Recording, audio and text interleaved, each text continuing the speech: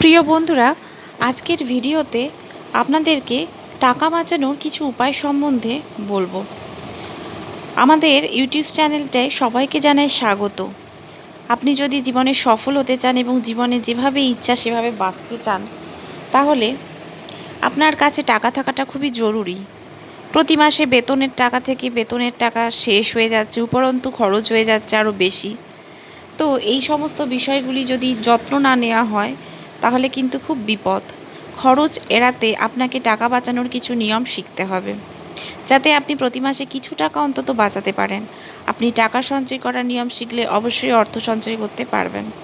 আপনার কাছে টাকা থাকলে আপনার আত্মবিশ্বাস বাড়বে। অর্থ সঞ্চয় করে আপনি আপনার ভবিষ্যতও সুরক্ষিত করতে পারবেন। টাকার সঠিক সঠিক ব্যবহার, তা সঞ্চয় করার অভ্যাস আপনার ভবিষ্যৎ জীবনে সুখ আনতে পারে। তো চলুন জেনে নেওয়া যাক যে টাকা বাঁচানোর 8টি টিপস। আর তার আগে আপনি যদি এই চ্যানেলে সাবস্ক্রাইব না করে থাকেন, তাহলে অবশ্যই সাবস্ক্রাইব করুন, যাতে আরও তথ্যপূর্ণ ভিডিও দেখতে পারেন। তো বন্ধুরা, টাকা বাঁচানোর জন্য প্রথমে যেই টিপসটি আপনাদের সঙ্গে শেয়ার করব, তা হলো আপনার খরচ সীমিত করা। প্রতি মাসে এবং প্রতিদিনের জন্য একটি পরিকল্পনা বা বাজেট তৈরি করা। প্রথমে পুরো মাসের জন্য একটি ডায়েরিতে পরিকল্পনা করে তৈরি করুন যে এই মাসে আপনাকে কি কি খরচ করতে হবে এবং কতটা সঞ্চয় করতে হবে। এরপরে একই পদ্ধতিতে প্রতিদিনের পরিকল্পনা করুন। প্রথমে আপনাকে বুঝতে হবে কোনটি আপনার জন্য প্রয়োজনীয় এবং কোনটি নয়। সেই অনুযায়ী আপনি অপ্রয়োজনীয় জিনিসগুলিকে খরচ থেকে বাদ দেন এবং সহজভাবে যাতে প্রয়োজনীয় জিনিসগুলো বহন করতে পারেন, এর জন্য সেরকম খরচা শুরু করুন। এটি আপনার অর্থ সঞ্চয় করা শুরু করবে।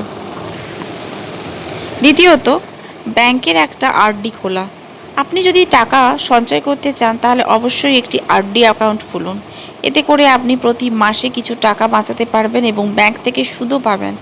আরডিতে টাকা জমা করার সবচেয়ে বড় সুবিধে হলো আপনার মনে থাকে যে আপনাকে প্রতি মাসে একটা করে টাকা জমা করতে হবে। এর ফলে আপনি পজিটিভ চাপ অনুভব করবেন এবং অর্থ সঞ্চয় করতে শুরু করবেন।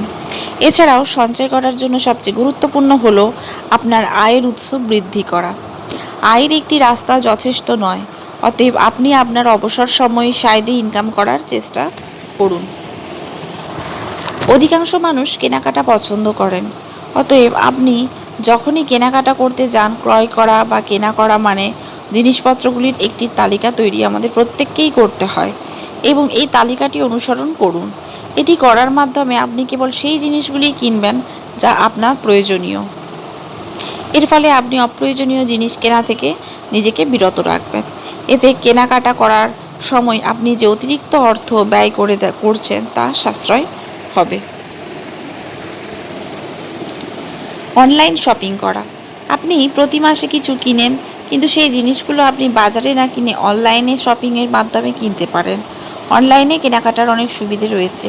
সবচেয়ে বড় সুবিধে হলো আপনি এর সাথে একটি ছাড় পাবেন এবং আপনি বাজারের হারের চেয়ে কম দামে পাবেন, যাতে আপনি আপনার অর্থ সংরক্ষণ করতে পারেন। এর পাশাপাশি আপনার সময়ও বাঁচে, যা আপনি অন্যত্র ব্যবহার করতে পারেন। অর্থাৎ অনলাইন শপিং অর্থ সাশ্রয় এবং সময় উভয় সাশ্রয় করে থাকে। পঞ্চমত, বিদ্যুৎ খরচ। আপনি যদি বাড়িতে বিদ্যুৎ খরচ কমাতে পারেন, তাহলে প্রতি মাসে কিছু টাকা সঞ্চয় করতে পারবেন। এর জন্য আপনাকে কিছু ভালো অভ্যাস গড়ে তুলতে হবে। যখনই ঘরের বাইরে যাবেন, ঘরের লাইট ফ্যান অফ করতে হবে। এতে ইলেকট্রিক আইটেম চালু থাকলে এবং অপ্রয়োজনীয় না হলে সেটি বন্ধ করুন। বেড়াতে গেলে ঘরের সব ইলেকট্রনিক্স জিনিস বন্ধ করে দিয়ে যান। এই ছোট অভ্যাসের মাধ্যমে আপনি অনেক টাকা বাঁচাতে পারেন। 6, খারাপ অভ্যাস ত্যাগ করা। এটি অর্থ সঞ্চয়ের একটি খুব ভালো উপায়। এর জন্য আপনাকে কিছু করার দরকার নেই। আপনি নিজে নিজেই অবসর সময়ে ভাবুন যে কোন অভ্যাসগুলির জন্য আপনার অতিরিক্ত ব্যয় হচ্ছে, যাতে টাকা বেশি লাগে। যেমন আপনি যদি ধূমপান করেন বা মদ্যপান করেন, অথবা আপনি যদি কোনো ব্যয়বহুল ক্লাবের সদস্য হয়ে থাকেন, তাহলে এই ব্যয়বহুল অভ্যাসগুলো ত্যাগ করুন। এতে করে আপনার অর্থ সাশ্রয় হবে এবং আপনার স্বাস্থ্যও ভালো থাকবে। এছাড়াও পাবলিক যানবাহনে যাতায়াত শুরু করুন। আজকাল মোটরসাইকেলের দামও অনেক এবং এর খরচও অনেক। কিন্তু সেগুলো ছাড়া আমাদের দৈনন্দিন জীবন খুবই কঠিন হয়ে পড়ে। টাকা বাঁচানোর উপায় হচ্ছে যে এসব যানবাহনের ব্যবহার কমিয়ে আনা।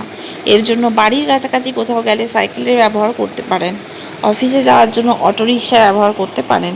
আপনি যদি পাবলিক যানবাহন ব্যবহার করে থাকেন তবে আপনি অনেক অর্থ সাশ্রয় করতে পারেন। 7. প্রযুক্তিগত খরচ কমান। লোকেরা তাদের মোবাইল, ল্যাপটপ, কম্পিউটার প্রচুর টাকা ব্যয় করে। অনেক অ্যামাজন প্রাইম, নেটফ্লিক্সের মতো ব্যয়বহুল সদস্যতা নেয়। এমন পরিস্থিতিতে আপনার শুধুমাত্র প্রয়োজনীয় সদস্যতা নেওয়া উচিত। এছাড়াও ওয়াইফাই বা মোবাইল ডেটার খরচ কমানো যেতে পারে। 8. আমরা সবাই মনে করি ছুটিতে বাইরে যাওয়া ভালো, তবে কিছু বিষয় মাথায় রাখলে অনেক টাকা বাঁচানো সম্ভব। কোথাও বেড়াতে গেলে বাসা থেকে খাবার রান্না করে সাথে রাখতে পারেন, কারণ বাইরের খাবার দামি। এছাড়া ছোট এবং গুরুত্বপূর্ণ জিনিস হলো সঙ্গে বহন করতে পারেন, যাতে করে আপনি বেড়াতে গিয়ে ছোট ছোট খরচ বাঁচাতে পারেন। আপনার অনেক টাকা সাশ্রয় হবে। এছাড়াও আপনি যদি বাইরে খাওয়ার শৌখিন হন তবে আপনাকে আপনার শখ নিয়ন্ত্রণ করতে হবে, কারণ এটি অত্যন্ত ব্যয়বহুল বলে প্রমাণিত হয়। আপনি যদি অর্থ সাশ্রয়ের জন্য সস্তা রেস্তোরাঁ বেছে নেন তাহলে আপনি অসুস্থ হয়ে পড়তে পারেন এবং চিকিৎসার জন্য অর্থ ব্যয় হতে হবে। তাই শুধু বাড়িতে রান্না করা খাবারকেই গ্রহণ করুন, এটি আপনার টাকা বাঁচাবে। এছাড়াও বাস্তুশাস্ত্র অনুসারে বাড়িতে কখনোই ছেঁড়া জুতো রাখবেন না। ছেঁড়া জুতো বাস্তুদোষ নিয়ে আসে। এর থেকে নেগেটিভ এনার্জি তৈরি হয়, যা আর্থিক টানাপোড়েন, ধার দেনার কারণ হতে পারে। এছাড়া বাড়িতে স্তূপাকৃতভাবে কাগজ রাখবেন না, এতে সব শুভ কাজে বাধা আসে। এর মাধ্যমে তৈরি হওয়া নেগেটিভ এনার্জির জন্য ধার দেনার সম্মুখীন হতে পারেন। এছাড়াও ক্যাকটাস জাতীয় গাছ বাড়িতে রাখবেন না, এই গাছ আর্থিক সংকট তৈরি করে। প্রিয় বন্ধুরা, এখানে কিছু উপায় আপনাদের সঙ্গে আলোচনা করলাম। যদি ভিডিওটি ভালো লেগে থাকে ছেড়ে যাওয়ার আগে অবশ্যই একটা লাইক, শেয়ার ও সাবস্ক্রাইব করতে কিন্তু ভুলবেন না। ভিডিও দেখার জন্য অসংখ্য অসংখ্য ধন্যবাদ। ভালো থাকবেন। নমস্কার।